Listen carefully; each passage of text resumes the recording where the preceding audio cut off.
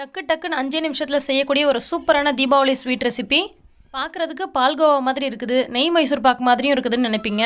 Taste நெய் மைசூர் பாக்கை விட ரொம்ப ரொம்ப சூப்பராக இருக்கும். ஆனால் நெய் மைசூர் பாக்கு செய்கிறதுக்கு நிறைய நெய் தேவை, அதே மாதிரியே பாகுப்பதம் ரொம்ப முக்கியம். இதில் பாகுப்பதம் எதுவுமே தேவையில்லை, நெய் அதிகமான செலவும் இல்லை. ரொம்ப ரொம்ப சூப்பரான, ரொம்பவே சிம்பிளாக, ரொம்ப ரொம்ப ஈஸியாக உடனே செய்யக்கூடிய ஒரு தீபாவளி ஸ்வீட் தாங்க இது. கம்மியான பொருளை கொண்டு குறைஞ்ச செலவில் நிறைய ஸ்வீட் செய்யலாம். எப்படி செய்கிறதுன்னு பார்க்கலாம். இப்போ ஒரு பேன் அடுப்பில் வச்சுட்டு 1/2 கப் அளவுக்கு நெய் ஊற்றிக்கலாம். 1/4 கப் அளவு சேர்த்தா கூட போதும். நான் இன்றைக்கி 1/2 கப் அளவுக்கு நெய் சேர்த்துருக்கேன். நெய் லைட்டாக உருகி வந்ததும் இதில் 1 கப் அளவுக்கு கடலை மாவு சேர்த்துக்கலாம். கடலை மாவை அப்படியே சேர்த்துடாமல் ஒரு முறை ஜலிச்சு விட்டு சேர்த்துக்கோங்க, அப்போ கெட்டிகள் இல்லாமல் ரொம்பவே நல்லாயிருக்கும். இப்போ இந்த மாதிரி நெய்யோட நல்லா கலந்து விட்டுறலாம்.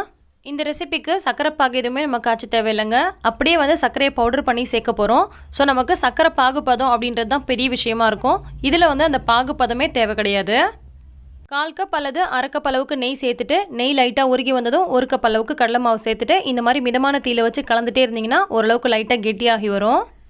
நான் 1/2 கப் அளவுக்கு நெய் சேர்த்துருக்கேன், நீங்கள் 1/4 கப் அளவுக்கு நெய் சேர்த்தா கூட போதும்.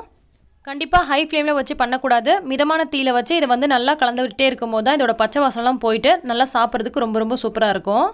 கடலை மாவு நெய்யோட நல்லா மிக்ஸ் ஆகி மெல்ட் ஆகி மறுபடியும் லைட்டாக கெட்டியாகி வந்துருச்சு. இந்த சமயத்தில் நம்ம 1/2 கப் அளவுக்கு பொடிச்ச சர்க்கரை சேர்த்துக்கலாம். சர்க்கரை பவுடர் பண்ணதுக்கப்புறம் 1/2 கப் அளவுக்கு சேர்த்துக்கோங்க, அப்போ உங்களுக்கு இனிப்பு சுவை சரியாக இருக்கும். ஒருவேளை பத்தலைன்னா இன்னும் கொஞ்சம் கூட சேர்த்துக்கலாம். இப்போ இது எல்லாத்தையும் நல்லா மிக்ஸ் பண்ணி விட்டாச்சு. பொடிச்ச சர்க்கரை சேர்த்ததுக்கப்புறமா இந்த மாதிரி கொஞ்சம் கெட்டியான மாதிரி தான் இருக்கும், ஒன்றும் பிரச்சனை இல்லை. இந்த மாதிரி நல்லா கலந்து விட்டுட்டு இப்போ இது கூட 1/2 டீஸ்பூன் அளவுக்கு ஏலக்காய் பொடி சேர்த்துக்கலாம். கூடவே 1/2 கப் அளவுக்கு பால் சேர்த்துக்கலாம். நல்ல கெட்டியான பாலாக சேர்த்துக்கோங்க. பால் சேர்த்துட்டு நல்லா கலந்து விட்டுக்கலாம். நம்ம ஏற்கனவே சர்க்கரை சேர்த்துருக்கனால இது ஒரு மாதிரி நல்லா மெல்ட் ஆகி வரும். இந்த மாதிரி நல்லா கலந்து விட்டுட்டே இருக்கும் போது இந்த கடலை மாவு, சர்க்கரை, இந்த பால் எல்லாம் நல்லா கலந்து ஒரு மாதிரி நல்லா ஸ்மூத்தாக வரும். இது எல்லா ப்ராசஸுமே நம்ம மிதமான தீயில வச்சு தான் பண்ணணும். சீக்கிரமாக வேலை முடியணும் அப்படின்றதுக்காக ஹை ஃப்ளேமில் வச்சு பண்ணிங்கன்னா அந்த டேஸ்ட் அவ்வளோ சூப்பராக இருக்காது. மிதமான தீயில வச்சு கொஞ்சம் நேரத்துக்கு நல்லா கிளறி விட்டு பண்ணும் போது டேஸ்ட் ரொம்ப ரொம்ப சூப்பராக இருக்கும். கிளற கிளற உங்களுக்கு இந்த மாதிரி நல்லா கெட்டியாகிட்டே வரும். கைவிடாமல் கலந்து விட்டுட்டே இருக்கணும் அப்படின்ற அவசியம் கிடையாது, ஆனால் அடிக்கடி கலந்து விட்டுட்டே இருங்க. இதை நீங்கள் செஞ்சு சாப்பிட்டு பார்த்தீங்கன்னா இவ்வளோ சூப்பரான ஒரு ஸ்வீட்டை இவ்வளோ சிம்பிளாக செய்ய முடியுமா அப்படின்னு சொல்லி நீங்களே ஆச்சரியப்படுவீங்க. ஏன்னா இதில் அதிகப்படியான எந்த செலவும் கிடையாது, நிறைய எண்ணெயும் சேர்க்க தேவையில்ல. அதே மாதிரி ரொம்ப ரொம்ப குறைவான பொருட்கள் தான், ஆனால் ரொம்ப ரொம்ப டேஸ்ட்டாக இருக்கும். இப்போ ஓரளவுக்கு நல்லா கெட்டியாகி வந்துருச்சு.